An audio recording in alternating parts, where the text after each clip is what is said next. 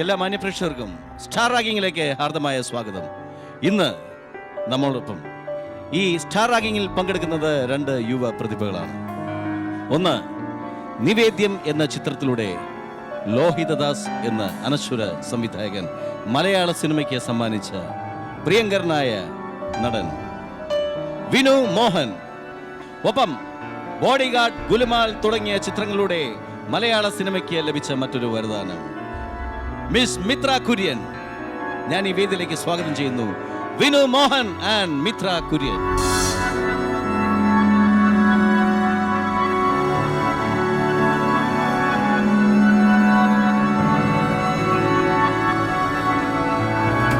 നമസ്കാരം. നമസ്കാരം. ഞങ്ങളുടെ സ്റ്റാർ റാങ്കിങ്ങിലേക്ക് സ്വാഗതം രണ്ടുപേർക്കും. വിനു മിത്രയും കൂടെയും നായകന്മാരായിട്ട് ഇന്നവർ അഭിനയിച്ചിട്ടുണ്ട്. ഇല്ല അല്ലേ? അതിനുള്ള ഭാഗ്യം മിത്രക്കില്ല, ചിത്രകിട്ടില്ല. അഭിനയിക്കാതിരിക്കുന്നത് ശരിക്കും അവളുടെ ഗതികേടാണ്. അഭിനയിക്കാൻ പറ്റില്ല.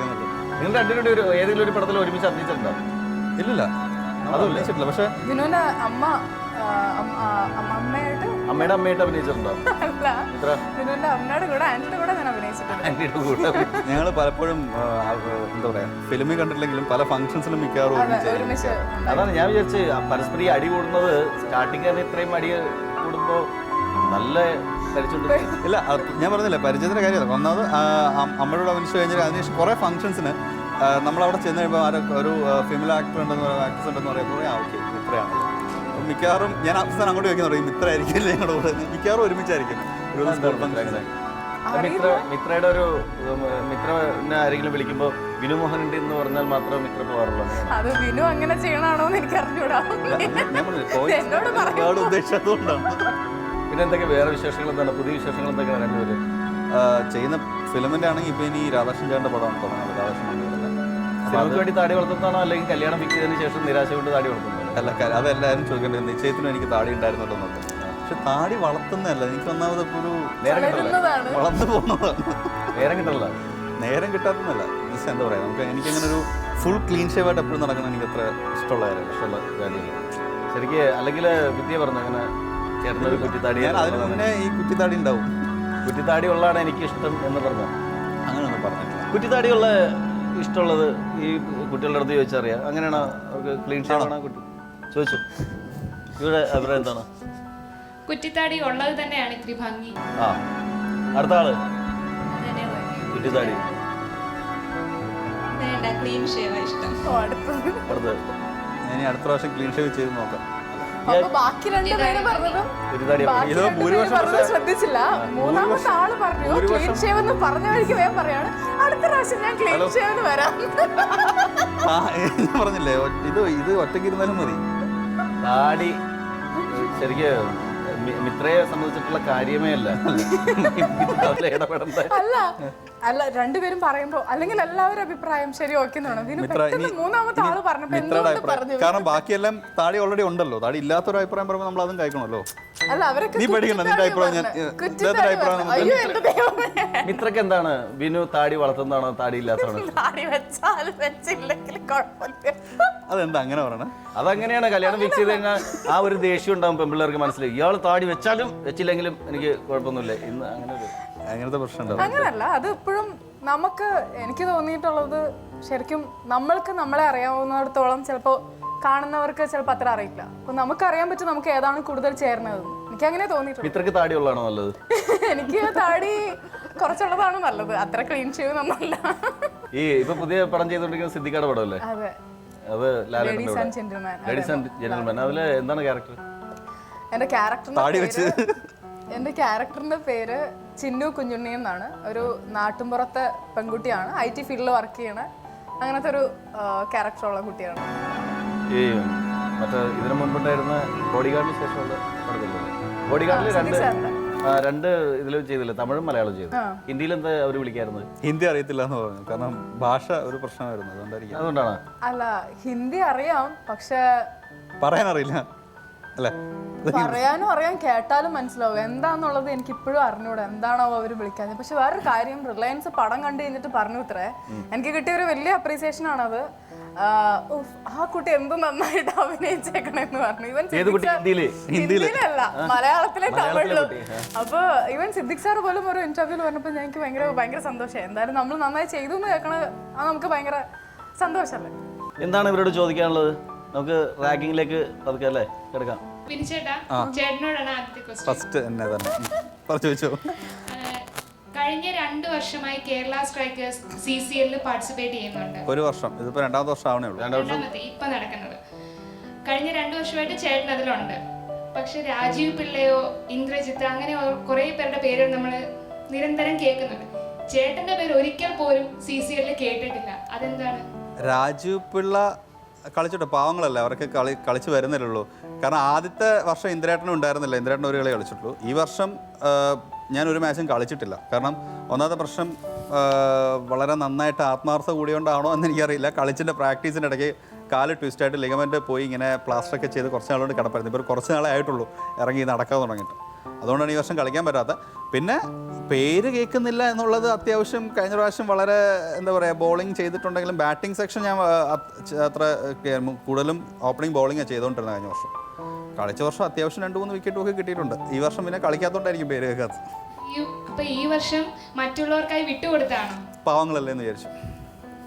അല്ല, ഇത്രയും കളിച്ചിട്ടും ബോഡി അത്ര നന്നായിട്ടൊന്നും ശരീരം എന്താണെന്ന് എനിക്കും അറിഞ്ഞൂടാ. കാരണം ഞാൻ ഭക്ഷണം കഴിച്ചില്ലെങ്കിലും പച്ചവെള്ളം കുടിച്ചാലും തടി വയ്ക്കുന്നുണ്ട്. എനിക്കും വിനുചേട്ടനോടാണ് ചോദിക്കാനുള്ളത്. 2 ചോദ്യം ഒരുമിച്ച് ചോദിക്കാം. ഒന്ന്, വിദ്യയെ പരിചയപ്പെട്ടത് എങ്ങനെയാണ്? ലൊക്കേഷനിൽ വെച്ചാണോ അതോ അല്ലാതെ പുറത്തുനിന്നാണോ പരിചയപ്പെട്ടത്? അതും പറയണം. പിന്നെ ഇതിനു മുമ്പ് വല്ല പ്രണയ നൈരാശ്യം ഉണ്ടായിട്ടുണ്ടെങ്കിൽ, സ്കൂളിൽ പഠിക്കുന്ന കാലത്തോ കോളേജിൽ പഠിക്കുന്ന കാലത്തോ പ്രണയ നൈരാശ്യം വല്ല ഉണ്ടായിട്ടുണ്ടെങ്കിൽ അതിനെപ്പറ്റിയും പറയാം. രണ്ടും പറയണം. ഫസ്റ്റ് ചോദ്യം, വിദ്യനെ പരിചയപ്പെട്ടല്ല. വിദ്യനെ പരിചയപ്പെട്ട ശരിക്കും പരിചയം ആദ്യം കാണുന്നതൊക്കെ അമ്മ അസോസിയേഷൻ്റെ ഫംഗ്ഷനൊക്കെ ആയിരുന്നു.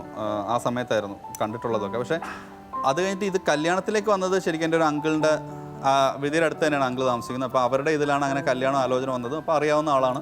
അങ്ങനെയാണ് കല്യാണത്തിലേക്ക് വന്നതും പരിചയപ്പെട്ടതും ഒക്കെ. ഇനി സെക്കൻഡ് ക്വസ്റ്റ്യൻ അല്ലേ? പ്രണയ നൈരാശ്യം ഉണ്ടായിട്ടില്ല. പക്ഷേ ആദ്യം പ്രേമിച്ച കുട്ടി 2 പിള്ളേരുടെ അമ്മയെ കണ്ടപ്പോൾ ഒരു എന്താ പറയുക, ഒരു വിഷമം തോന്നി.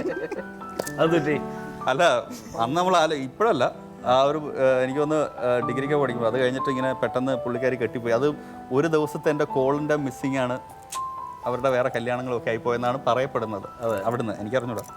ഞാൻ അന്ന് വിളിക്കാൻ പറ്റിയില്ല, പറയാൻ മറന്നുപോയ നിമിഷങ്ങളായിട്ടത് നമുക്ക്. ശരിക്കും അങ്ങനെ മിത്രക്ക് അങ്ങനെയുള്ള അനുഭവങ്ങൾ ഉണ്ടായിട്ടുണ്ടോ? പ്രണയം നൈരാശ്യം പ്രണയം തീർച്ചയായിട്ടും ക്രഷ് ഉണ്ടായിട്ടുണ്ട്, പ്രണയം ഉണ്ടായിട്ടുണ്ട്, എല്ലാം ഉണ്ടായിട്ടുണ്ട്. ഒരു ഭയങ്കര നൈരാശ്യം അതുകൊണ്ട് ജീവിതം പോയി അങ്ങനത്തെ ഒന്നും എൻ്റെ ലൈഫിൽ ഉണ്ടായിട്ടില്ല. അയാൾക്ക് മറ്റേ പ്രണയിച്ചുകൊണ്ട് നടന്ന ആള് അയാളെ സംബന്ധിച്ചിട്ട് എങ്ങനെ അയാളെങ്ങനെ രക്ഷപ്പെട്ടെന്നാണോ അല്ലെങ്കിൽ? അല്ല, അത് ചിലപ്പോൾ രക്ഷപ്പെട്ടിട്ടുണ്ടാവേ. ഈ ഒരു കാര്യം പറ്റേ, നമുക്കിപ്പോൾ പ്രണയിച്ചുകൊണ്ടിരിക്കുന്ന സമയത്ത് നമുക്ക് ഭയങ്കര എന്താ പറയുക ടെൻഷൻസ് അല്ലെങ്കിൽ അതങ്ങോട്ട് പോയി കഴിഞ്ഞാൽ പിന്നെ ലൈഫ് ഇല്ല എന്നൊക്കെ തോന്നി. പക്ഷെ അതൊന്നും ഒരിക്കലും എനിക്ക് ഇനി പ്രേമിച്ചുകൊണ്ടിരിക്കുന്നതോടെ എനിക്ക് പറയാനുള്ള കാര്യം. കാരണം അങ്ങനെ ഇപ്പോൾ പ്രണയിച്ചുകൊണ്ടിരുന്ന സമയത്ത് അത് നഷ്ടപ്പെട്ടു പോയാൽ പിന്നെ ലൈഫ് ഇല്ല എന്ന് ചിന്തിക്കുന്ന കുറേ ആൾക്കാരുണ്ട്. അവരോടൊക്കെ അതൊക്കെ കുറച്ച് കഴിയുമ്പോഴത്തേക്ക് അത് മാറും. ഒരു ലൈഫിലേക്ക് എത്തുമ്പോൾ സത്യം പറഞ്ഞാൽ ഇപ്പോൾ ഒരു ലൈഫിലേക്ക് എത്താൻ പോകുമ്പം സത്യം പറഞ്ഞാൽ അതൊക്കെ ഒരു എന്താ പറയുക ഭയങ്കര നമുക്ക് ഒരുപാട് ചിരി വരുന്ന മുഹൂർത്തങ്ങളെ. കാരണം ആ സമയത്ത് എന്തൊക്കെയായിരുന്നു ഓടി നടന്നിട്ടില്ല. ഏറ്റവും വലിയ ഞാൻ പഠിക്കുന്ന സമയത്ത് അത് ഫസ്റ്റ് പ്രണയം എനിക്ക് തോന്നുന്നത് ഞാൻ 6-ലൊക്കെയാണ് ആദ്യത്തെ പ്രണയം ഉള്ളതെന്ന് തോന്നുക. അത് കഴിഞ്ഞിട്ട് ആ ഒരു UP സെക്ഷനൊക്കെ കഴിഞ്ഞ് ഹൈസ്കൂളിലേക്ക് പോയപ്പോൾ ഞങ്ങൾ 2 സ്കൂളിലായി. അപ്പം ഇതുപോലെ ഒരു പ്രാവശ്യം അവളെ ആ പെൺകുട്ടിയെ ആരോ ശല്യപ്പെടുത്തുന്നു. ഈ 5ാം ക്ലാസ് പഠിക്കുമ്പോൾ ആ പെൺകുട്ടിക്ക് എത്ര പ്രായം ഉണ്ടായിട്ട്? അത് 2-ലോ 1-ലോ? അല്ലല്ല, എൻ്റെ സെയിം ക്ലാസ് തന്നെ. അപ്പം അത് വേറെ ഇതിലേക്ക് പോയി, സ്കൂളിലേക്ക് പോയി. അപ്പം അവിടുന്ന് എൻ്റെ ഒരു സുഹൃത്തിൻ്റെ കയ്യിൽ ഒരു ലെറ്ററൊക്കെ കൊടുത്തു വിട്ടിട്ടുണ്ട്. അതാണ് ഭയങ്കരമായിട്ട് ശല്യപ്പെടുത്തുന്നു ആരൊക്കെയോ, അവർ കൂടെ പഠിക്കുന്ന ഫ്രണ്ട്സ്. അങ്ങനെ ഭയങ്കര ഒരു അന്നത്തെ ഏറ്റവും ഹീറോയിസ് ഉള്ള വാഹനം സൈക്കിളാണ് നമ്മൾ അന്ന് ആ കുട്ടിക്കാലത്ത്. അതൊക്കെ വെച്ച് പോവുക, അവരെ ചോദ്യം ചെയ്യുക, ഭയങ്കര ഒരു എന്താ പറയുക നാട്ടിൽ അത്യാവശ്യം. ഈ ലെറ്റർ അവസാനം അമ്മയുടെ കൈ കിട്ടി. അവസാനം അച്ഛൻ പറഞ്ഞേട്ടാ നിന്നെ ഇപ്പം പിടിച്ച് കെട്ടിച്ചോട്ടാന്ന് പറഞ്ഞിട്ട് പിന്നെ വീട്ടിൽ എനിക്ക് എപ്പോൾ ഞാൻ സ്കൂൾ കഴിഞ്ഞ് വീട്ടിൽ വന്നാലും ഇതിൻ്റെ കഥയല്ലാതെ വേറെ ഒന്നും പറയാനുണ്ടായിരുന്നില്ല. അതൊക്കെ ശരിക്കും ആ സമയത്തൊക്കെ ടെൻഷനാണ്. ദൈവം ഇനി ചത്താലും വേണ്ടില്ല എന്നൊക്കെയുള്ള ടെൻഷനാണ്. പക്ഷേ ഇപ്പോൾ അതൊക്കെ ആലോചിക്കുമ്പോൾ ഭയങ്കര രസകരമായിട്ട് തോന്നാറുണ്ട് നമുക്ക്. അല്ല ശരിക്ക് ഇപ്പോൾ ലവ് മാരേജ് ആണ്. ലവ് മാരേജിൽ ലവ് മാരേജ് അല്ല, അറേഞ്ച് മാരേജ് ആണ്. അറേഞ്ച്ഡ് മാരേജ് ആണല്ലേ? അല്ല, അറേഞ്ച്ഡ് മാരേജ് ആയിരുന്നോ അല്ലെങ്കിൽ ലവ് ചെയ്തിട്ട് അല്ലെങ്കിൽ മറ്റേ ആ ടൈപ്പ് കല്യാണം കഴിക്കുന്നതായിരുന്നു നല്ലത്? ഏതാണ് ശരിക്ക് ഫീൽ ചെയ്യുന്നത്? അല്ല, മാരേജ് നഷ്ടബോധം തോന്നുന്നുണ്ടോ? എനിക്ക് കുറച്ചുകൂടി പ്രേമിച്ചിട്ടൊന്നിട്ടൊക്കെ കെട്ടിയാൽ മതിയായിരുന്നു. അല്ല, ലവ് മാരേജ് ആണ് ഇന്നത്തെ കാലത്ത് എനിക്ക് തോന്നുന്നു കുറച്ചും കൂടെ നല്ലത്. പക്ഷേ ഇതിപ്പോൾ ഞാൻ പറഞ്ഞില്ല, എനിക്ക് ലവ് മാരേജ് അല്ല അറേഞ്ച് മാരേജ് ആണെങ്കിൽ പോലും അറിയാവുന്ന ആൾക്കാരാണ്, ഫാമിലിയായിട്ട് നന്നായിട്ട് അറിയാവുന്ന ആൾക്കാർ. പിന്നെ ലവ് ചെയ്യാനുള്ള സമയമുണ്ടല്ലോ ഇനി കിടക്കില്ലേ പറയാനുള്ളതൊക്കെ ഇപ്പോൾ പറഞ്ഞു തീർന്നിട്ടുണ്ടെങ്കിൽ അവസാനം വേറൊരു പ്രോബ്ലം ഉണ്ട് കേട്ടോ. നമ്മളെല്ലാ കാര്യങ്ങളും കാരണം സെക്കൻഡ്സ് വെച്ചിട്ട് കോൾ വന്നുകൊണ്ടിരിക്കുമല്ലേ. അധികം അങ്ങനെ ഫോൺ സംസാരങ്ങൾ കുറവാണ്. ഫോൺ സംസാരിച്ച് എൻ്റെ ഒരു ഫ്രണ്ട് ഉണ്ട് ഇതുപോലെ ഫോണിൽ സംസാരിച്ച് കല്യാണം കഴിച്ച് കഴിഞ്ഞപ്പോൾ ഒന്നും പറയാനില്ല. രണ്ടുപേരും മുഖത്തോട് നോക്കി നിന്നിട്ട് കല്യാണം കഴിച്ചു കഴിഞ്ഞാൽ പിന്നെ നമ്മൾ ഈ പൊന്നെ കരള എന്നുള്ളത് സംഭവം ഒരിക്കലും വിളിക്കില്ല. പിന്നെ കുറച്ച് കഴിയുമ്പോൾ അതുവരെയൊക്കെ വിളിച്ചോളൂ. അത് കഴിഞ്ഞ് കുറച്ച് നാൾ കഴിയുമ്പോൾ പിന്നെ ഈ പൊന്നെ കരളയെ തന്നെ മറന്നു പോകും നമ്മൾ. അതെ, പിന്നെ വേറെ എന്തെങ്കിലും പിന്നെ ഈ പൊന്നെ കരള ഇത് എപ്പോഴെങ്കിലും ഞാൻ വിളിച്ചിട്ടുണ്ടോ? ആ ഉണ്ടല്ലേ. ശരിക്കും അങ്ങനെ ആ 2 വാക്ക് കുറെ കഴിയുമ്പോൾ വിട്ടുപോകാൻ സാധ്യത, അങ്ങനെ വിട്ടു പോകല്ലേ, അങ്ങനെ പ്രാർത്ഥിക്കാം അല്ലേ? അതെ, തീർച്ചയായിട്ടും അങ്ങനെ വിട്ടുപോകാൻ. അനുഭവസ്ഥരെയൊക്കെ ആരെങ്കിലുമൊക്കെ വിളിച്ചുകൊണ്ട് ഇരിക്കണ്ടാവും. അതൊക്കെ കുറെ കഴിയുമ്പോൾ ഇപ്പോൾ കേൾക്കാവുന്നിടത്തോളം കേൾക്കാം. അല്ല, പ്രണയത്തിൽ എപ്പോഴും ഒരു ആരംഭശൂരത്വം അതെപ്പോഴും ഉണ്ടാവും. നമ്മൾക്ക് വിനു പറഞ്ഞ പോലെ ചെറുപ്പത്തിലൊക്കെ കാര്യം ആലോചിക്കുന്ന പോലെ ഇപ്പോൾ നമ്മൾ പ്രണയിച്ചുകൊണ്ടിരിക്കുമ്പോൾ അതിപ്പോൾ ലൈവായിട്ട് പ്രണയിക്കുമ്പോഴാണെങ്കിലും നമ്മൾക്ക് തുടക്കത്തിലൊക്കെ ഭയങ്കര സംഭവമായിരിക്കും. കുറച്ചാൾ കഴിയുമ്പോൾ അതൊരു ആരംഭശൂരത്വം എന്നുള്ളത് രണ്ടുപേർക്കും ഉണ്ടാവും പരസ്പരം. കുറച്ചാൾ കഴിയുമ്പോൾ പിന്നെ അത് ഭയങ്കര പ്രാക്ടിക്കലാവും. ആദ്യമേ ഭയങ്കര ഇമോഷണലി റൊമാൻറ്റിക് ഒക്കെ ആയിരിക്കും, പിന്നെ കുറേ അത് കുറഞ്ഞ് കുറേ പ്രാക്ടിക്കൽ ആവും. ഞാൻ സംശയം ഉണ്ടെങ്കിൽ മിത്രയോടാ ചോദിക്കാം. ഇത് ഇപ്പോഴും എനിക്ക് അറിയണം കേട്ടോ ആദ്യമായിട്ട്. പക്ഷെ ഞാൻ വിനോന ഈ കാര്യം അറിഞ്ഞു കഴിഞ്ഞപ്പോൾ ഞാൻ ആദ്യം വിളിച്ച് ചോദിച്ചു, ലവ് മാരേജ് ആണോ? അന്ന് അറിഞ്ഞിട്ടില്ല. അപ്പോൾ ഇല്ലടി അറേഞ്ച് മാരേജ് ആണോ? അപ്പോൾ ഞാനോ ചുമ്മാ കള്ള ഇല്ലടി സത്യമായിട്ടെന്ന് പറഞ്ഞു. ശരി, ഓക്കെ. പ്രത്യേകിച്ച് മിത്ര കുര്യന് ബോഡി ഗാർഡ് കഴിഞ്ഞിട്ട് അത്രയും ഗംഭീരമായിട്ടുള്ള കഥാപാത്രത്തെ കിട്ടി. ഗുലുമാൽ ഉണ്ടായിരുന്നു. എനിക്ക് ബോഡി ഗാർഡ് എന്ന് മാത്രമല്ല, ഗുലുമാലിലെ സേറ മാത്യൂസ് എന്നുള്ള ക്യാരക്ടർ ഗംഭീരമായിട്ടുള്ള ഒരു ക്യാരക്ടർ തന്നെയായിരുന്നു. എനിക്ക് തോന്നുന്നു അതിന് 2-ന് ശേഷം അത്രയും സ്ട്രോങ് ആയിട്ടുള്ള ക്യാരക്ടേഴ്സ് ഒന്നും മലയാള സിനിമയിൽ വന്നിട്ടില്ല. എന്നെ തേടി വന്നിട്ടില്ല. വിൻചേട്ടൻ വന്നത് നിവേദ്യം എന്ന സിനിമയിലൂടെയാണ്. സിനിമ നല്ല ഹിറ്റായി, നല്ലൊരു റോളായിരുന്നു അതിൽ. പിന്നീട് കുറേ നിലവാരം കുറഞ്ഞ സിനിമകളിൽ അഭിനയിക്കേണ്ടായത് പണത്തിനോടുള്ള ആർത്തി കൊണ്ടാണോ? കുറച്ചും കൂടെ സെലക്റ്റീവ് ആയിക്കൂടെ? പണത്തിനോട് ഒരു ആർത്തിയുള്ള ഒരാളല്ല ഞാൻ. പക്ഷേ നമുക്ക് ഒരുപാട് പേരോടുള്ള കമ്മിറ്റ്മെൻറ്റുകൾ ഉണ്ടാവും. ഇപ്പം ഒരുപാട് പേര് ഇപ്പം ഒന്നാമത്തെ കാര്യം, ഞാൻ നിവേദ്യം കഴിഞ്ഞു, സൈക്കിൾ ചെയ്തു, അത് കഴിഞ്ഞിട്ട് ഇങ്ങനെ ഓരോ സിനിമകൾ വരുമ്പോൾ സബ്ജക്റ്റ് കേൾക്കുമ്പം ഇപ്പം പക്ഷേ എനിക്ക് വേണമെങ്കിൽ ഒരു സിനിമയുടെ സബ്ജക്റ്റ് കേൾക്കുമ്പം അത്യാവശ്യം ഈ ഒരു 5 വർഷത്തെ അല്ല 4 വർഷത്തെ എക്സ്പീരിയൻസ് എന്ന് പറയുന്നത് വലിയൊരു ഘടകമാണ്. എനിക്ക് അതുകൊണ്ട് ഒരു പരിധി വരെയൊക്കെ എനിക്ക് ഓക്കെ ഇതൊക്കെ ഇങ്ങനെ ആയിരിക്കും ചിന്തിക്കാനുള്ള ഒരു കപ്പാസിറ്റി ഉണ്ട്. മറ്റേന്ന് പറഞ്ഞാൽ എനിക്കൊരു സബ്ജക്റ്റ് കേൾക്കുന്ന സമയത്ത് ഞാൻ ആ ഒരു കഥ വായിക്കുമ്പോൾ വളരെ നല്ല സബ്ജക്റ്റ് ആയിരിക്കും, അതിൽ ബാക്കി ക്രൂ മെമ്പേഴ്സിനോ അല്ലെങ്കിൽ ഞാൻ അതിൻ്റെ ബാക്കി ഒരു വിഷ്വൽ ചെയ്ത് അങ്ങനെ ഞാൻ ചിന്തിക്കാറില്ല. നല്ലൊരു സബ്ജക്റ്റ് നല്ലൊരു സാധനത്തിൽ കേൾക്കാമെന്ന് വിചാരിക്കും. അത് കഴിഞ്ഞിട്ട് നമ്മളിത് ഷൂട്ട് തുടങ്ങുമ്പോൾ ചിലപ്പോൾ അത് ഒട്ടും നമുക്ക് തന്നെ ബോറടിച്ച് തുടങ്ങും അഭിനയിക്കും. അങ്ങനെ പലപ്പോഴും പല സിനിമകളായാലും നമ്മളത് അഭിനയിച്ച് തുടങ്ങിക്കഴിഞ്ഞ് പിന്നെ ഒരിക്കലും അതിൽ നിന്ന് മാറാൻ പറ്റാത്തൊരു സിറ്റുവേഷനിലായിരിക്കും വേണ്ടായിരുന്നു എന്ന് ചിന്തിച്ചു പോകുന്നത്. അപ്പോൾ അങ്ങനത്തെ സിനിമകൾ ഞാൻ ചെയ്തിട്ടുണ്ടില്ല എന്നല്ല, പക്ഷേ അതുകൊണ്ട് തന്നെയാണ് ഞാൻ ഇപ്പോൾ കുറച്ച് നാളുകൊണ്ട് കുറേ സിനിമകൾ വന്നതെല്ലാം ഞാൻ മാറ്റി വെച്ചിട്ട് നല്ലൊരു പ്രോജക്റ്റ് വേണം എന്നുള്ള ഒരു ആഗ്രഹത്തിലാണ്. സത്യം പറഞ്ഞാൽ ഒരു കുറച്ച് നാളായിട്ട് ഞാൻ സിനിമ ചെയ്തിട്ട് കുറച്ച് നാളായി. ഇപ്പം ലാസ്റ്റ് ചെയ്ത് മൈ ഡിയർ മമ്മി എന്ന് പറഞ്ഞൊരു ഫിലിം മാത്രമാണ് ഉദ്ദേശിച്ചിട്ടുള്ളൂ. അത് കഴിഞ്ഞിട്ട് ഞാൻ കുറച്ച് ഈ ഒരു ഗ്യാപ്പ് ഞാൻ തന്നെ മനഃപൂർവ്വം ക്രിയേറ്റ് ചെയ്തെടുത്തൊരു ഗ്യാപ്പ് തന്നെയാണ് ഇപ്പോൾ. ശരിക്ക് മിത്രയുടെ അടുത്ത് ചോദിക്കുകയാണ്, മലയാള സിനിമയിൽ ഏറ്റവും പ്രിയപ്പെട്ട 5 പേര്, 5 നായകന്മാരുടെ, മിത്രക്ക് അഭിനയിക്കാൻ കൊതിയുള്ള 5 നായകന്മാർ എന്ന് പറഞ്ഞ ഒരു ലിസ്റ്റ് പറയുകയാണെങ്കിൽ ആരുടെയൊക്കെ പേര് പറയും? മലയാള സിനിമയിൽ 5 നായകന്മാർ, 5 പേര്. മമ്മൂക്ക, ലാലേട്ടൻ, ദിലീപേട്ടൻ, ചാക്കോച്ചൻ. സൂപ്പർ സ്റ്റാർസ് വിട്ടിട്ടുള്ള കളിയില്ല. ജയേട്ടൻ. സൂപ്പർ സ്റ്റാർസ് ആണ്. Super stars. അപ്പോൾ രാജുവിൻ്റെ കൂടെ അഭിനയിക്കാൻ താല്പര്യമില്ലേ? ഞാൻ അഭിനയിച്ചതാണ് ഒരു രാജുവിൻ്റെ കൂടെ. എന്നിട്ട് അല്ല അഭിനയിച്ചു. അപ്പോൾ ഇവരുടെ കൂടെ അഭിനയിച്ചതാണ്. എനിക്ക് മമ്മൂക്ക ലാലേട്ടൻ്റെ കൂടെ അഭിനയിച്ചിട്ടില്ലേ? ഇപ്പൊ അഭിനയിച്ചു. ദിലീപിൻ്റെ കൂടെ അഭിനയിച്ചിട്ടുണ്ട്. ഉണ്ട്. പിന്നെ വീണ്ടും ആ പേരൊക്കെ പറയുമ്പോൾ പിന്നെ അല്ല, കൂടുതൽ എനിക്ക് തോന്നി ഈ പേരുകൾ കഴിഞ്ഞിട്ടേ ഉള്ളൂ എനിക്ക് താല്പര്യം. ഒരു പക്ഷെ 6ാമത്തെ സ്ഥാനം എന്ന് വേണമെങ്കിൽ പറയാം. ബോളിവുഡിലൊരു ഗ്ലാമറസ് വേഷം, അതായത് ഇമ്രാൻ ഹാഷ്മിയുടെ കൂടെ ഒരു ലിപ് ലിപ് സീൻ വന്നാൽ അത് പ്രൊജക്റ്റ് മിത്ര ചെയ്യോ? ആദ്യം വരട്ടെ എന്നിട്ട് ആലോചിക്കാം. അപ്പോൾ ചെയ്യോ? അങ്ങനല്ല, ഇത് വന്നിട്ട് ഇപ്പോൾ സിനിമ എന്ന് പറയുന്നത് ഇപ്പോൾ ഇമ്രാൻ ഹാഷ്മിയുടെ ലിപ് ടു ലിപ്പ് എന്ന് പറയുമ്പോൾ തന്നെ അത് കണ്ടിട്ടുണ്ട്, അല്ലെങ്കിൽ ഇമ്രാൻ ഹാഷ്മി ഇങ്ങനെയാണ് എന്നുള്ളത് ചേട്ടന് അറിയാലോ. നമ്മൾക്ക് സിനിമ എന്നുള്ളത് ഒരു എൻ്റർടൈനിങ് ആണ് അല്ലേ? അപ്പോൾ ആ സിനിമയുടെ ഭാഗങ്ങളാണ് ഇതൊക്കെ. അപ്പോൾ അതിൽ നമ്മൾ ഏതിനെയൊക്കെ സ്വീകരിക്കുന്നു എന്നുള്ളത് സെക്കൻഡറി. ഇപ്പം എൻ്റെ കാര്യത്തിലാണെങ്കിൽ അപ്പം ഞാൻ ചെയ്യുക എന്നുള്ളത്, എന്ത് പ്രൊജക്റ്റും ചെയ്യോ? ഞാൻ ചെയ്യുക എന്നുള്ളത്, അതാണ് ഞാൻ പറയുന്നത്. അങ്ങനെ ഒരു പ്രോജക്റ്റ് ഇപ്പോൾ വന്നിട്ട് ഒരു ബോളിവുഡ് സിനിമ എന്നുള്ളത് കണ്ടിട്ട് ഇമ്രാൻ ഹാഷ്മിയുടെ ഒപ്പം ലിപ് ടു ലിപ്പ് ചെയ്യുമോ എന്ന് ചോദിച്ചാൽ ഒരു പക്ഷേ ആ സമയത്ത് എൻ്റെ ആറ്റിറ്റ്യൂഡ് എന്തായിരിക്കും, അല്ലെങ്കിൽ ആ മാനസികാവസ്ഥ എന്തായിരിക്കും, അങ്ങനെയായിരിക്കും ഞാൻ തീരുമാനിക്കുക. ഇപ്പോൾ വന്നിട്ട് ഒരു ബോളിവുഡ് സിനിമയിലേക്ക് അഭിനയിക്കാനാണെന്ന് ചോദിച്ചാൽ ഞാൻ ചിലപ്പോൾ ആ എന്ന് പറയുകയും ചെയ്യും. മലയാളത്തിലാണെങ്കിൽ അങ്ങനെ ഒരു സീൻ വന്നു കഴിഞ്ഞിട്ടുണ്ടെങ്കിൽ അഭിനയിക്കും. ആ സിനിമ അത്രത്തോളം, ഇപ്പോൾ ചാപ്പാകുരിശിലെ രമ്യ നമ്പീശൻ ചെയ്ത ക്യാരക്ടർ അത്രയും സ്ട്രോങ് ആയിട്ടുള്ള ക്യാരക്ടറാണ്. അങ്ങനത്തെ ഒരു ക്യാരക്ടർ അത്രയും ബോൾഡ് ആയിട്ടുള്ള, അതല്ലാതെ ലിപ് ടു ലിപ്പ് കിസിന് വേണ്ടി മാത്രം ഒരു സീൻ എന്ന് പറഞ്ഞാൽ ജസ്റ്റ് ഒരു സോങ്ങിൽ മാത്രം വന്നു പോകുന്ന സീൻ അത് ചെയ്യില്ല. ഇല്ല ഇല്ല, ആ സോങ് ശരിക്കും അവരുടെ ആ ശരിക്കും ഡീപ്പായിട്ടുള്ള ആ ലവ് കാണിക്കാൻ വേണ്ടിയിട്ടുള്ള, ശരിക്കും നമ്മുടെ കമലഹാസനൊക്കെ പുന്നകൈ മന്നനിൽ മരിക്കുന്നതിന് മുമ്പ് ഇതുള്ളൊരു സോങ് സീൻ അവർ സൂയിസൈഡ് ചെയ്യാൻ പോകുന്നത്, അതിനകത്ത് ഇതുപോലെ ഒരു ലിപ് ടു ലിപ്പ് കിസ് ആണ് അത് സോങ്ങിൽ തന്നെ ചെയ്യുന്നത്.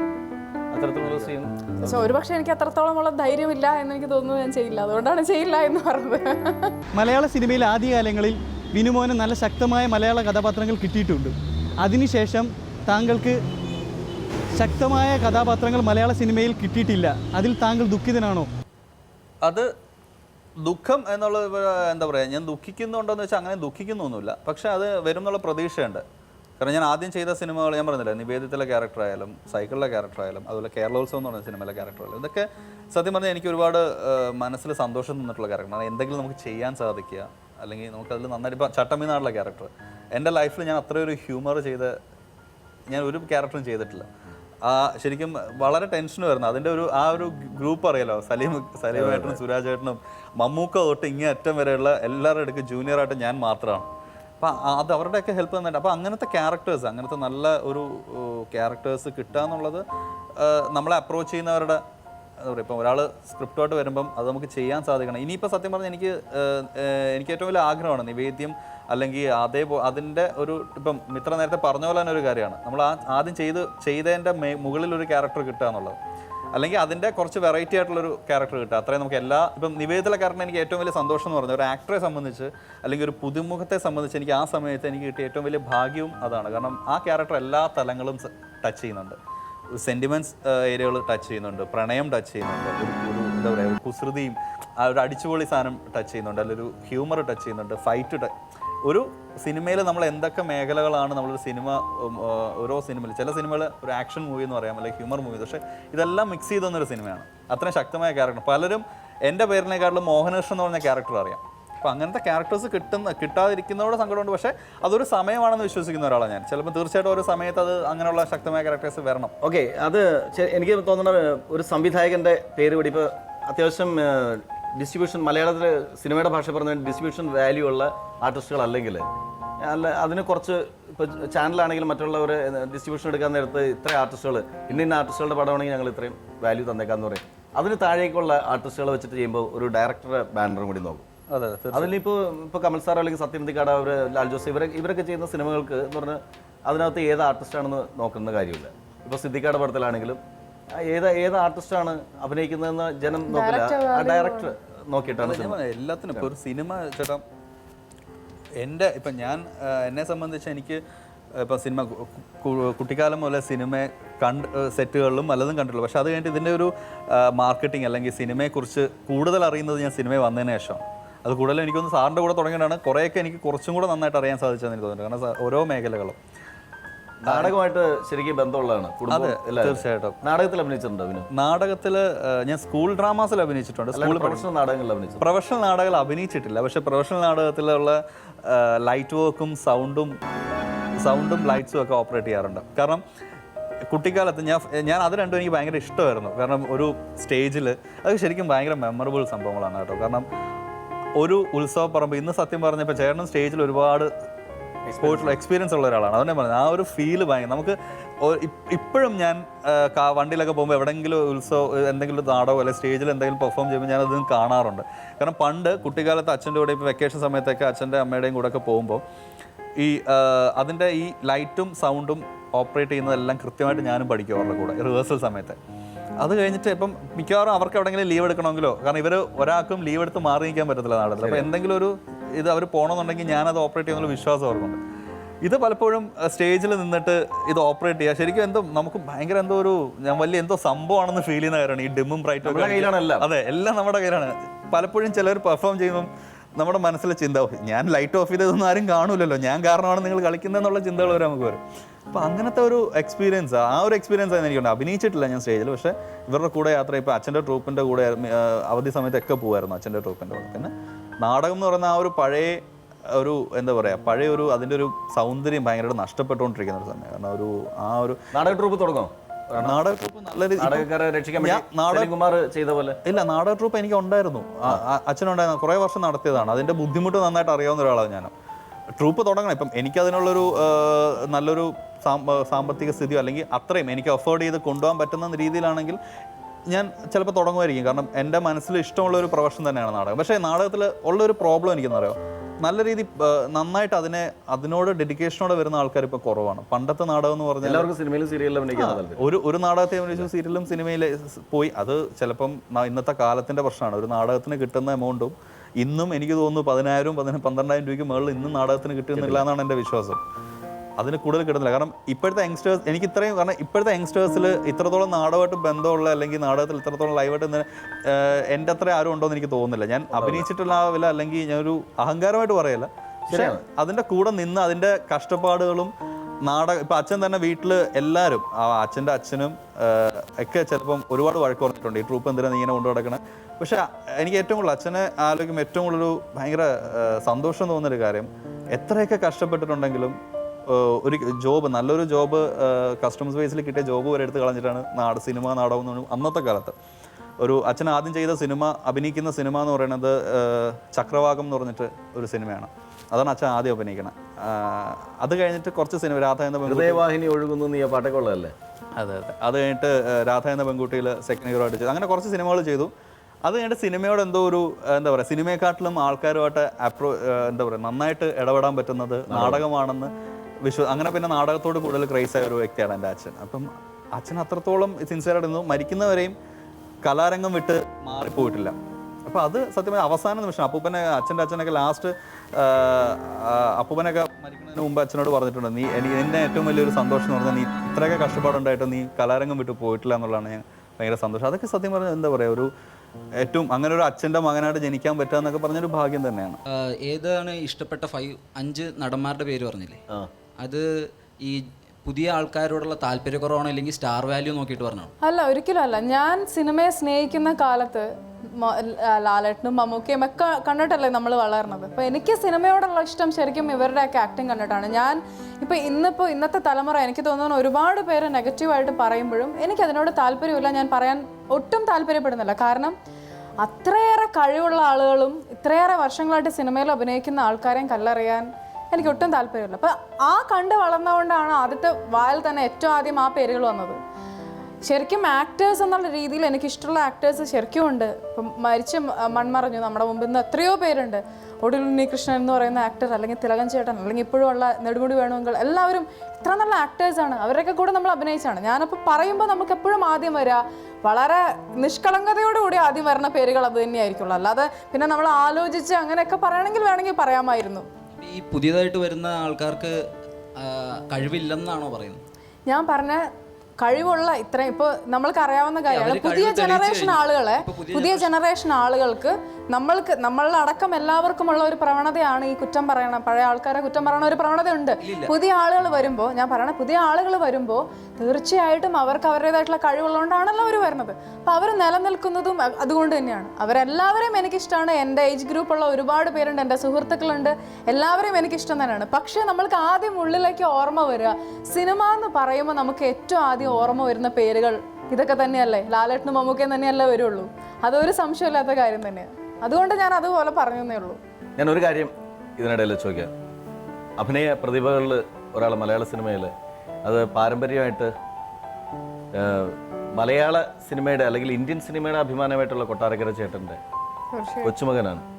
അപ്പോൾ കൊട്ടാരക്കര സാറിൻ്റെ മകൻ സായികുമാർ, അദ്ദേഹത്തിൻ്റെ ശരിക്ക് അനന്തരവൻ. അപ്പോൾ ആ ഒരു പാരമ്പര്യം, ശരിക്കും ആ ഒരു പാരമ്പര്യം, അമ്മ നല്ല ആക്ട്രസ് സിനിമയിൽ. അപ്പോൾ ആ ഒരു പാരമ്പര്യത്തെ ഒന്ന് ടച്ച് ചെയ്തിട്ട് എന്ത് പറയാനുണ്ട് യുവതലമുറയ്ക്ക്? പാരമ്പര്യത്തെ ടച്ച് ചെയ്ത് പറയണമെങ്കിൽ ഒരു എൻ്റെ ഒരു ഭാഗ്യമാണ് അങ്ങനെ ഒരു ഫാമിലിയിൽ ഞാൻ പറഞ്ഞില്ല വരാൻ പറ്റാൻ. പിന്നെ ഒരു കാര്യം എന്ന് പറഞ്ഞാൽ ഒരുപാട് ടെൻഷനായിരുന്നു ആദ്യം അഭിനയിക്കുമ്പോൾ. കാരണം ഞാൻ അഭിനയിക്കാൻ പോകുന്ന സമയത്ത് എല്ലാവരും എന്നോട് ഫ്രണ്ട്സ് ആയാലും എല്ലാവരും കാണുന്നവരൊക്കെ പറയും, നിനക്കെന്താ അഭിനയിക്കാൻ പാടും, നീ അപ്പൂപ്പൻ അഭിനയിക്കുന്നു, അമ്മ അഭിനയിക്കുന്നു. ഞാൻ പറഞ്ഞു ഇവരൊക്കെ അഭിനയിക്കുന്നു, ഇവർക്കൊക്കെ എക്സ്പീരിയൻസ് ഒരുപാടുണ്ട്.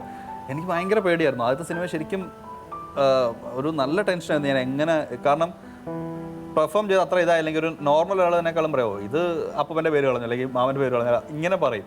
ആ ഒരു പേടി എനിക്ക് നന്നായിട്ടുണ്ടായിരുന്നു. പക്ഷെ അത് മാറ്റി തന്ന ലോഹി സാറാട്ടോ. സാറ് പറഞ്ഞു നീ അതൊന്നും ടെൻഷനേ അടിക്കണ്ട, നീ അവരെക്കാട്ടിലും അവരുടെ ഒപ്പം തന്നെ പെർഫോം ചെയ്യുന്നത് വാശിയോടെ ചെയ്താൽ മതി, നിനക്ക് പറ്റും എന്ന് പറഞ്ഞൊരു കോൺഫിഡൻസ് തന്ന സാറാണ്. പിന്നെ എനിക്ക് ഏറ്റവും കൂടുതൽ ഇപ്പം അവർക്കൊക്കെ കൊടുക്കുന്ന ഒരു റെസ്പെക്റ്റ് അല്ലെങ്കിൽ അവരോടൊക്കെ ഉള്ളൊരു സ്നേഹം കൂടുതലും എനിക്കും കിട്ടുമ്പോൾ അതൊരിക്കലും ഞാൻ ചെയ്തതിൻ്റെ ഗുണം അല്ലെങ്കിൽ ഞാൻ വർക്ക് ചെയ്തതിൻ്റെ ഒന്നുമല്ല. അവർ ചെയ്തു വെച്ച ഒരുപാട് നല്ല കാര്യങ്ങളുടെയും ഒരുപാട് നല്ല കഥാപാത്രങ്ങളോടുള്ള ഇഷ്ടമാണ് ജനങ്ങളായാലും മലയാളികളായാലും എന്നോട് കാണിക്കുന്നത്. ഒരു പകുതിയും പിന്നെ ഉള്ളൂ ഞാൻ ചെയ്ത സിനിമകൾ. അപ്പോൾ അത് തീർച്ചയായിട്ടും വളരെ സന്തോഷമുള്ളൊരു കാര്യമാണ് അങ്ങനൊരു അപ്പൂപ്പൻ്റെ കൊച്ചുമോനായി വന്നത് അല്ലെങ്കിൽ ഒരു അമ്മാവൻ്റെ. കാരണം സെറ്റ് വന്നാലും ഇപ്പം ഒരിക്കലും ഞാൻ ആദ്യമായിട്ട് കാണുന്ന ഒരാളാണെങ്കിലും ആ സമയത്തൊക്കെ അവരുടെ കൂടെ ഇപ്പോൾ സെറ്റ് അമ്മയുടെയൊക്കെ കൂടെ സെറ്റിൽ പോകുമ്പോഴും അങ്ങനെ പരിചയമുണ്ട്. ഇപ്പോൾ നമ്മൾ സെറ്റ് ചെല്ലുമ്പോൾ ഒരു പുതിയൊരു മേഖലയിൽ ചെല്ലുന്നൊരു ഫീൽ ഉണ്ടായിരുന്നില്ല. കാരണം എല്ലാവരുമായിട്ടും അവരെ കാണുന്ന അവരുടെ ഒരു റെസ്പെക്റ്റ് അല്ല അവരോടുള്ളൊരു ഇഷ്ടമൊക്കെ എന്നോടും കാണിക്കാറുണ്ട്. അതൊക്കെ സത്യം പറഞ്ഞ വളരെ സന്തോഷം തോന്നുന്ന കാര്യങ്ങൾ. നമുക്കൊരു എന്താ പറയുക ഒരു സെക്യൂർഡ് ഫീൽ ചെയ്യാറുണ്ട് എപ്പോഴും. വിസ്മയത്തുമ്പത്ത് എന്ന ചിത്രത്തിൽ അഭിനയിച്ചിട്ടില്ലേ? അത് ഭയങ്കര ഒരു എന്താ പറയുക രസകരമായിരുന്നു. ഞങ്ങളുടെ സ്കൂളിൽ നിന്ന് ഒരു ഇതിന് പോയതാണ് അവിടെ. അപ്പോൾ ആ സമയത്ത് അവിടെ വെച്ചിട്ട് ഫാസിൽ സാർ ഷൂട്ടിംഗ് കാണാനല്ല, ഞങ്ങളുടെ സ്കൂളിൽ നിന്ന് വേറെ എന്തോ ഞങ്ങൾക്ക് സയൻസ് എക്സിബിഷൻ ഒക്കെ നടക്കുമല്ലോ, അങ്ങനെ പോവാണ്. എക്സിബിഷൻ കാണിക്കാൻ വേണ്ടിയിട്ട് കൊണ്ടേ കാണിച്ചത് ഈ സിനിമ അല്ല, അപ്പോൾ അവിടെ ഷൂട്ടിംഗ് നടക്കുകയാണ്. അപ്പോൾ പോയി പരിചയപ്പെടുന്നു, എല്ലാവരെയും പോയി പരിചയപ്പെടും. അന്ന് സിനിമയിലില്ലേ? അപ്പോൾ എനിക്കൊന്നും അറിയില്ല, ഞാൻ ആദ്യമായിട്ട് ഷൂട്ടിംഗ് കാണുന്നത് തന്നെ. അപ്പോൾ ഫാസിൽ സാർ വന്നിട്ട് എൻ്റെ അടുത്ത് സംസാരിച്ചു, വിശേഷങ്ങളൊക്കെ ചോദിച്ചു, എന്നെ കൊണ്ടുവന്നിട്ട് എല്ലാവരെയും പരിചയപ്പെടുത്തി. അപ്പോൾ എനിക്ക് ഭയങ്കര അത്ഭുതം. എൻ്റെ കൂടെ വന്നിട്ട് ഫ്രണ്ട്സൊക്കെ എൻ്റെ കൂടെ അവിടെ നിൽക്കുന്നുണ്ട്. അപ്പോൾ എൻ്റെ അടുത്ത് ചോദിച്ചു, ഇതിൻ്റെ അകത്ത് ഇപ്പോൾ ഒരു ഇത് നടന്നുകൊണ്ടിരിക്കുന്നുണ്ട്, ചുമ്മാ ഒന്ന് നിൽക്കാമോ എന്ന് ചോദിച്ചു. ചെയ്യാമോ എന്ന് എന്തോ ചോദിച്ചു, ഒരു പത്രം വായിക്കണം. ഞാൻ പറഞ്ഞു ചെയ്യാം, എനിക്ക് ഒന്നും ചെയ്യാമെന്ന് പറഞ്ഞു. അതിനുശേഷം എനിക്ക് തോന്നുന്നു ഒരുപാട് വർഷങ്ങൾക്ക് ശേഷം ഞാൻ ഫാസിൽ സാറിനെ കാണുന്നത് സിദ്ദിഖ് സാറിൻ്റെ മകളുടെ കല്യാണത്തിന് വെച്ചിട്ടാണ്. അപ്പോൾ ഫാസിൽ സാർ എന്നെ ഇങ്ങനെ വട്ടം കെട്ടിപ്പിടിച്ചിട്ട് ഫാസിൽ സാർ പറഞ്ഞു, എനിക്ക് അന്ന് ആഗ്രഹം ഉണ്ടായിരുന്നു നിന്നെ ഒരു നായികയായിട്ട് കൊണ്ടുവരണം എന്നുള്ളത്, എനിക്ക് അന്നത് കഴിഞ്ഞില്ല, കുറേ കാര്യങ്ങൾ കൊണ്ടിട്ട് നടന്നില്ല എന്ന് പറഞ്ഞു. എനിക്ക് തോന്നുന്നു എൻ്റെ ലൈഫിലത്തെ ഒരു വല്ലാത്തൊരു സെൻറ്റൻസ് ആണത്. എനിക്കിപ്പോഴും ഇത്രയും വർഷങ്ങൾ കഴിഞ്ഞിട്ടും അദ്ദേഹം, ഞാൻ വെറുതെ എക്സിബിഷന് വന്ന ഏതോ ഒരു സ്കൂളിലെ കുട്ടി, അത്രേ ഉള്ളൂ. അതെനിക്ക് വല്ലാത്ത മറക്കാനാവാത്ത ഒരു അനുഭവം തന്നെയാണ്. ഓക്കെ, ഇത്രയും ഓർത്തിരിക്കുന്ന ഒരു സിനിമ അല്ലേ? ആദ്യമായിട്ട് ക്യാമറയുടെ മുമ്പിൽ വരുന്ന ആ സിനിമയുടെ ക്യാമറമാൻ ആരായിരുന്നു? കുട്ടേട്ടൻ. Very good. നിവേദ്യം എന്ന ചിത്രം ഇറങ്ങിയ ദിവസം വർഷം? തിരുവോണം 2007. തിരുവോണത്തിന് അല്ല, ഇത് ഏത് വർഷം ഏത് ദിവസം? 2007 സെപ്റ്റംബർ. എനിക്ക് ദിവസം ഓർമ്മയില്ല. 2007 ഓണക്കാലമാണ്. ഓണം തിരുവോണ നാളത്തിനാണ് ഇറങ്ങുന്നത്. തിരുവോണ നാളിലാണ്. ഡേറ്റ് ഓർമ്മയില്ലല്ലേ? ഡേറ്റ് എനിക്ക് അങ്ങനെ ഓർമ്മ. 2007 സെപ്റ്റംബർ. എനിക്ക് ഓണം എന്നുള്ള ഇതിലുള്ള സെപ്റ്റംബർ 1. കാരണം തിരുവോണത്തിനാണ് എന്ന് ഞാൻ കൂടുതലും എനിക്ക് ഡേറ്റുകൾ, ഒന്നാമത് എൻ്റെ ഏറ്റവും വലിയൊരു പ്രശ്നം എന്ന് പറഞ്ഞാൽ ഞാൻ ഈ ഡേറ്റുകൾ ഓർമ്മ നിൽക്കുക എന്ന് പറഞ്ഞാൽ ഭയങ്കര പ്രശ്നമാണ്. ഡേറ്റുകളും ഈ എന്താ പറയുക, നമ്മളിപ്പോൾ ഒരു ദിവസം പോയത് അല്ലെങ്കിൽ ചില ബർത്ത്ഡേ ഡേറ്റ് പോലും ചിലപ്പം മറന്നു കിട്ടാറില്ല മൈൻഡിൽ. അല്ല, നമ്മളിങ്ങനെ ഓരോ വർഷം തോറും ബർത്ത്ഡേ മറന്നു പോകുന്നതാണ് ഏറ്റവും നല്ലത്. വയസ്സറിയില്ലല്ലോ. പക്ഷേ ഞാനൊക്കെ 10-20 കൊല്ലം മുമ്പ് തന്നെ മറന്നു നിൽക്കുന്ന കാര്യം. ബോഡിഗാർഡ് എന്ന ചിത്രം, ആ പടത്തിലൂടെയാണ് എപ്പോഴിപ്പോൾ ഈ നമ്മൾ ഇന്റർവ്യൂ തുടങ്ങിയതിന് ശേഷം കുറേ പ്രാവശ്യം പറഞ്ഞു. ബോഡിഗാർഡിലെ ദിലീപിന്റെ കഥാപാത്രത്തിന്റെ പേര്? ജയകൃഷ്ണൻ.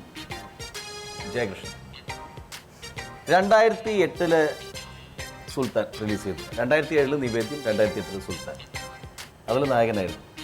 ആ ചിത്രത്തിലെ നായിക കഥാപാത്രത്തിന്റെ പേര്? അതായത് ഞാൻ ചെയ്ത കഥാപാത്രത്തിന്റെ ശിവൻ. കേരളോത്സവം എന്ന ചിത്രം, അതിന്റെ പ്രൊഡ്യൂസറുടെ പേര്? ഈ കേരളോത്സവം എന്ന് പറഞ്ഞ സിനിമയിൽ നായകനായിട്ട് അഭിനയിച്ച് പറഞ്ഞ പൈസയൊക്കെ തന്നില്ലേ പ്രൊഡ്യൂസർ? എന്താ പ്രശ്നം എന്ന് പറഞ്ഞാൽ പ്രൊഡ്യൂസേഴ്സിന് അധികം അങ്ങനെ കണ്ടിട്ടില്ല. ശങ്കരേട്ടൻ മാത്രമേ മുമ്പിലുണ്ടായിരുന്ന മൊത്തം ശങ്കരേട്ടൻ തന്നെ ചെയ്തിരുന്നത്. ഫാരിസ് ആൻഡ് ഗഫൂർ അവരുടെ അടുത്തൊരു സോറി. ഫാരിസ് ഗഫൂർ.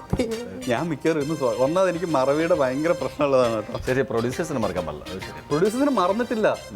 ഞാൻ പറഞ്ഞില്ല, പേരുകൾ ചിലപ്പം എനിക്ക് എൻ്റെ മെയിൻ പ്രശ്നം പറഞ്ഞില്ല, ഡേറ്റും ഇങ്ങനെയുള്ള കാര്യങ്ങളൊക്കെ ചിലപ്പോൾ എനിക്ക് കിട്ടാൻ വളരെ ബുദ്ധിമുട്ടാണ്. അത് കുഴപ്പമില്ല, നമുക്ക് അടുത്ത ചോദിക്കുമ്പോൾ ചിലപ്പോൾ തിരിച്ചു കിട്ടുമായിരിക്കും.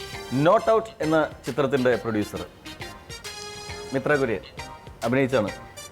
നേരത്തെ ആരാധകൻ പറഞ്ഞാണ് ആ പടത്തിൽ വലിയ പ്രശ്നമായിരുന്നു, ഞങ്ങളെ കാശ് കളഞ്ഞത്. അതിൻ്റെ പ്രൊഡ്യൂസർ അദ്ദേഹത്തിന്റെ പേര് എനിക്ക് ഓർമ്മയില്ല, അദ്ദേഹത്തിന്റെ മക്കളുടെ പേര് ഓർമ്മയുണ്ട്. 2 ചെറിയ പെൺകുട്ടികളെ ട്വിൻസ് ആയിരുന്നു, അവരുടെ പേര് ഓർമ്മയുണ്ട്. അവരുടെ പേരെന്താണ്? ആഷ്ലി എന്നാണ് മൂത്ത കൊച്ചിന്റെ പേര്. അവളുണ്ടായിരുന്നു, എപ്പോഴും ഷൂട്ടിംഗ് സ്ഥലത്തും ഒക്കെ ഉണ്ടായിരുന്നു. ഈ ആഷ്ലിയുടെ പിതാവാണ് പിതാവാണ് കാശ് മുടക്കിയത്. അദ്ദേഹം ചിത്രത്തിൽ അഭിനയിച്ചിട്ടുണ്ട്, ഡബിൾ റോൾ ആയിട്ട് വില്ലൻ ക്യാരക്ടർ അഭിനയിച്ചതും അദ്ദേഹം. 2 വേഷം അഭിനയിച്ചു.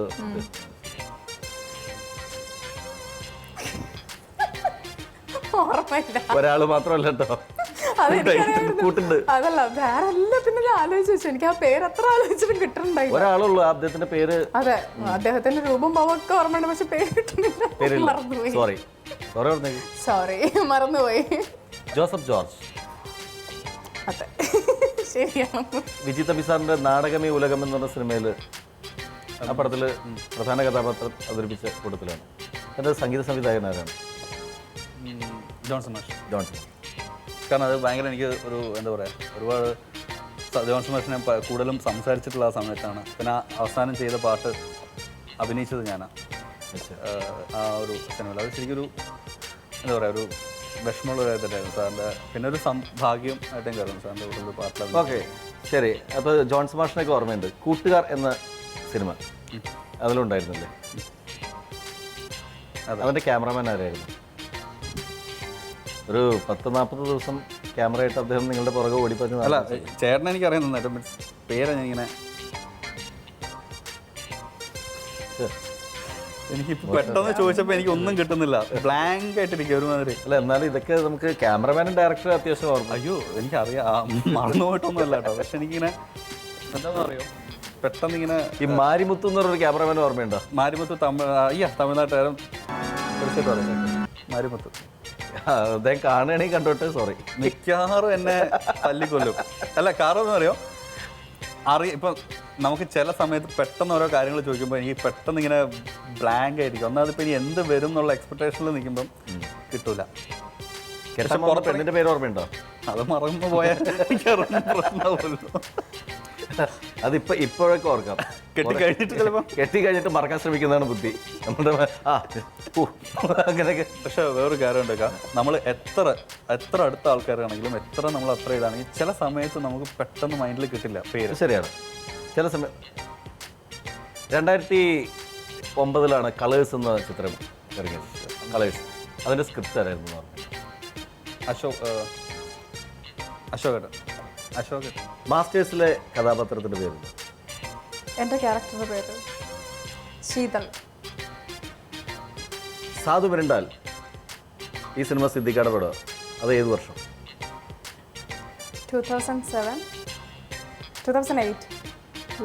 പിന്നെ 2009, 2011. ഓ, എനിക്ക് ഇയർ ഓർമ്മയില്ല. 2008. ഓക്കെ. സൂര്യൻ സട്ടകല്ലൂരി ആ സിനിമയുടെ കഥാപാത്രത്തിൻ്റെ പേര് തമിഴില്? എൻ്റെ ഏറ്റവും എനിക്ക് ഭയങ്കര ഇഷ്ടപ്പെട്ട കഥാപാത്രമായിരുന്നു. അല്ല, ആ പേര് ഒരു സെക്കൻഡ്. ഇത്ര വൃത്തിയിട്ട പേരായിരുന്നു. എമ്മിലാണ് തുടങ്ങണത്. എമ്മില്?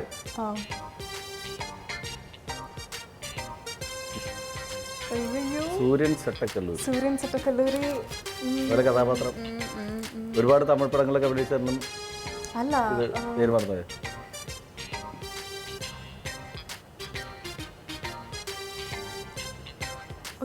മഹാഗണപതി ഏതാണ്? എന്താണ്? മഹാന്നാണ് വിളിക്കുക.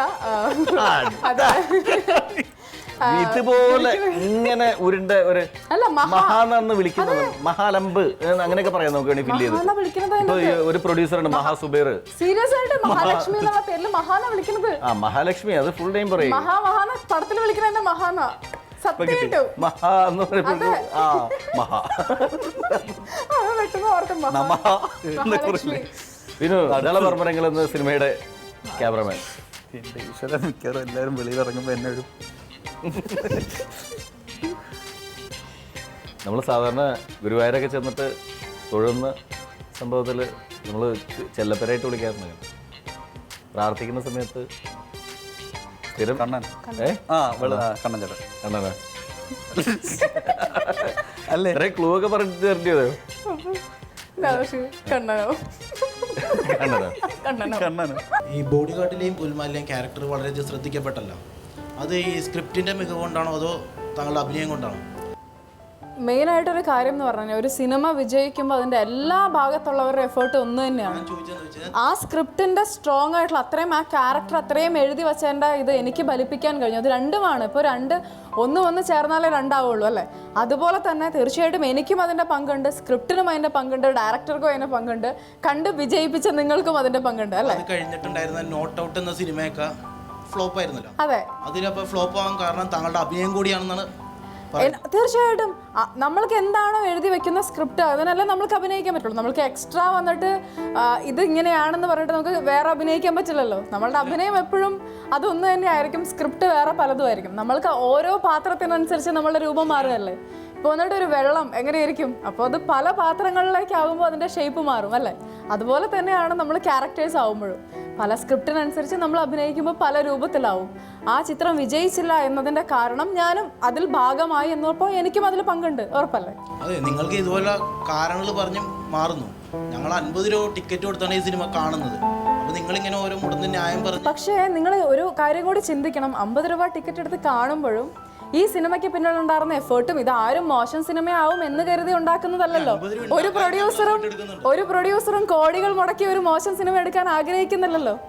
ഉണ്ടോ? അതിനുശേഷം അഭിനയിച്ച സിനിമകളിൽ ഒരു 90% സിനിമകൾ ഫ്ലോപ്പ് ആയിരുന്നു. ഞാൻ 90% സിനിമകൾ എന്ന് പറഞ്ഞാൽ താങ്കൾ ആ സിനിമകളുടെ പേര് പറയേണ്ടതാണ്. ഞാൻ അതിനുശേഷം വളരെ കുറവ് സിനിമകളെ ഞാൻ അതിനുശേഷം അഭിനയിച്ചിട്ടുള്ളൂ. എനിക്ക് വന്ന അവസരങ്ങൾ വളരെ ചൂസി ആയിരുന്നു. എന്നിട്ടും അതിൽ പറയാവുന്നതായിരിക്കും നോട്ട് ഔട്ട്. പിന്നെ രാമരാവണൻ അത് വന്നിട്ട് അതിൻ്റെ കാര്യമാണെങ്കിൽ എനിക്കറിയാവുന്ന ആ സിനിമ ഒരിക്കലും ഒരു കൊമേഴ്സ്യൽ ചിത്രമായിരുന്നില്ല. എൻ്റെ അടുത്ത് പറയുമ്പോൾ അത് മനോമി എന്ന ടൈറ്റിലുള്ള ഒരു ആർട്ട് ഫിലിം ആയിരുന്നു.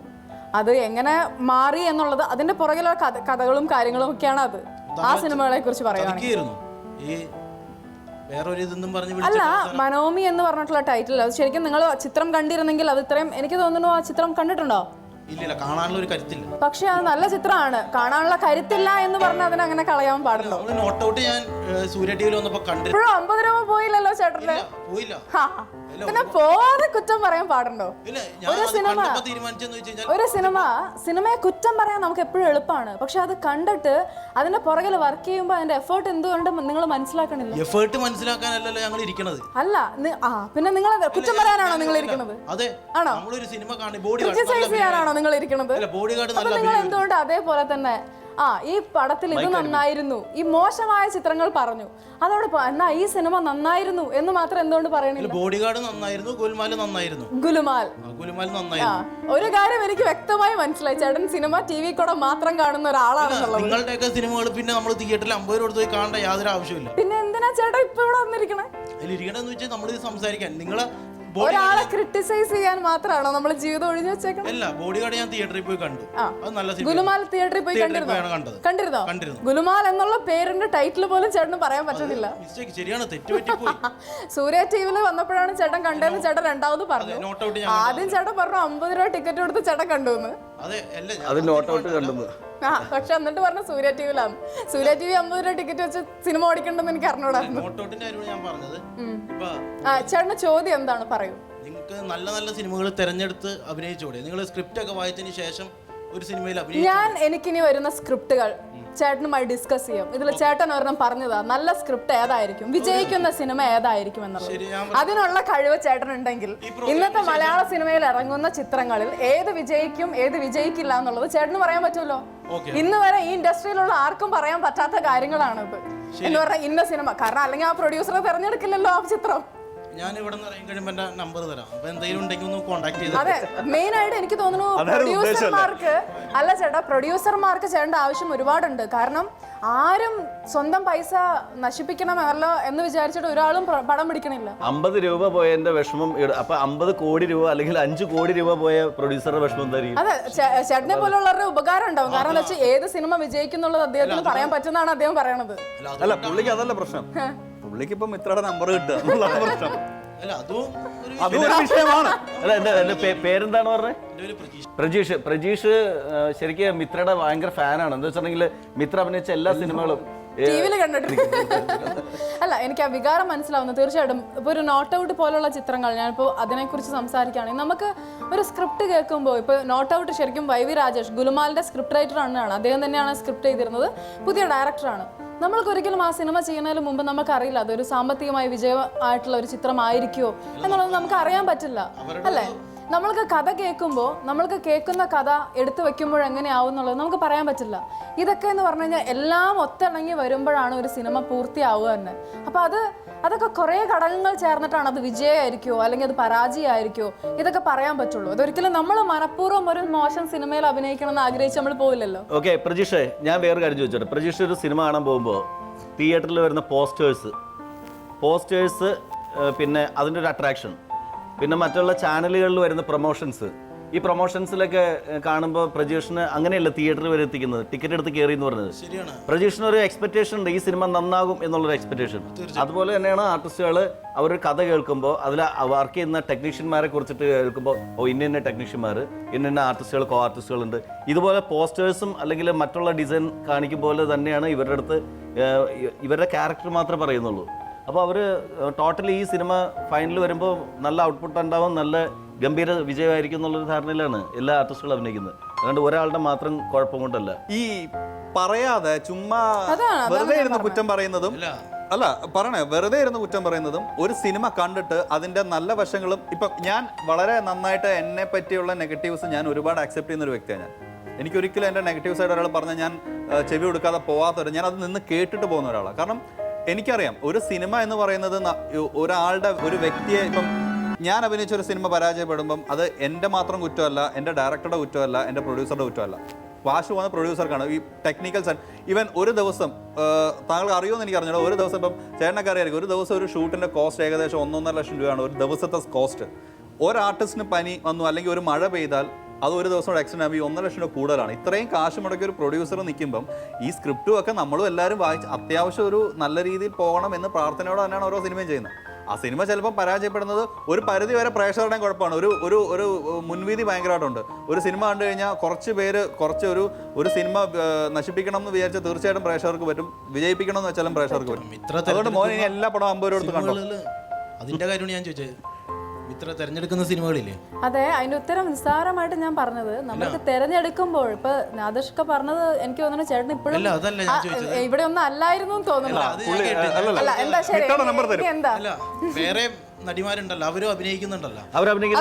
എല്ലാവരും എല്ലാ നടിമാരും അഭിനയിക്കുന്ന സിനിമകളെല്ലാം വിജയിക്കുന്നുണ്ട്. അങ്ങനെയാണെങ്കിൽ മലയാള സിനിമയില് വിജയിക്കാത്ത പടങ്ങളില് നായികമാരില്ല. ഒരു മിനിറ്റ്, അല്ലല്ല ഇപ്പൊ പറഞ്ഞത് ബാക്കിയുള്ള നായികമാരുടെ കാര്യം. ഞാനൊരു സംശയം സഹോദര, ഈ മലയാള സിനിമയിൽ വിജയിക്കാത്ത സിനിമകളിൽ നായികമാരില്ലേ? മിത്ര കുര്യൻ അല്ലാതെ ഉണ്ടല്ലോ. മിത്ര കുര്യന്റെ ഫ്ലോപ്പ്. ചേട്ടൻ ഒരു കാര്യം ചെയ്യും, ചേട്ടൻ ഇത്രയും സങ്കടമൊക്കെ ആണെങ്കിൽ ഒരു പടം എനിക്ക് വേണ്ടി അങ്ങ് പ്രൊഡ്യൂസ് ചെയ്യും ചേട്ടാ. അതൊന്ന് ഹിറ്റ് ആവട്ടെ. അത് അറിയാവുന്ന ആളാന്നാ പറഞ്ഞത്. ഈ ഇങ്ങനെ ഒരു സ്റ്റാർ റാങ്കിങ്ങിൽ നിങ്ങൾ രണ്ടുപേരും എത്തിയതിൽ, തിരക്കുള്ള സമയത്തിനിടയിൽ രണ്ടുപേരും വന്നതിലും നമുക്ക് എല്ലാവരുമായിട്ട് സംസാരിച്ചതിലും ഒരു മിത്രക്കൊരു നല്ലൊരു കാമുകൻ നല്ലൊരു ഫ്രണ്ടിനെ കിട്ടിയാലും ഒക്കെ വളരെ സന്തോഷം. എന്തായാലും ഇങ്ങനത്തെ ആളുകൾ എന്ന് വെച്ചാൽ നമ്മള് ഇപ്പോൾ നല്ല സിനിമയും മോശം സിനിമയും ചെയ്യുമ്പോൾ നമ്മളെ ശ്രദ്ധിക്കാൻ ആളുകളും നമ്മളെ ഇഷ്ടപ്പെടാൻ ആളുകളും ഉണ്ടെന്ന് പറയുമ്പോൾ അതൊരു വലിയ ഒരു കാര്യമായിട്ട് തന്നെ ഞാൻ എടുക്കണു. ഞാൻ സംസാരിച്ചതിൽ എന്തെങ്കിലും ഹേർട്ട് ചെയ്തിട്ടുണ്ടെങ്കിൽ എൻ്റെ ഭാഗത്തുനിന്നുണ്ടെങ്കിൽ ഞാൻ സോറി പറയണം. മലയാള സിനിമയുടെ അവിഭാജ്യ ഘടകങ്ങളിൽ രണ്ടുപേര് ഇതാ നമ്മുടെ കൂടെ ഇരിക്കുകയാണ്. ഇവരെ മലയാള സിനിമയുടെ മുത്തുകളായി മാറട്ടെ എന്ന് ഞങ്ങൾ പ്രാർത്ഥിക്കുന്നു. ഏറ്റവും പ്രിയപ്പെട്ട താരങ്ങളാണ് ഇപ്പോൾ. ഇനിയും ഒരുപാട് ഉയരങ്ങളിലേക്ക് നിങ്ങളുടെ കരിയർ കുതിക്കട്ടെ എന്ന് പ്രാർത്ഥനയോടുകൂടി ഇവിടെ വന്നതിൽ ഒരുപാട് സന്തോഷം. Thank you.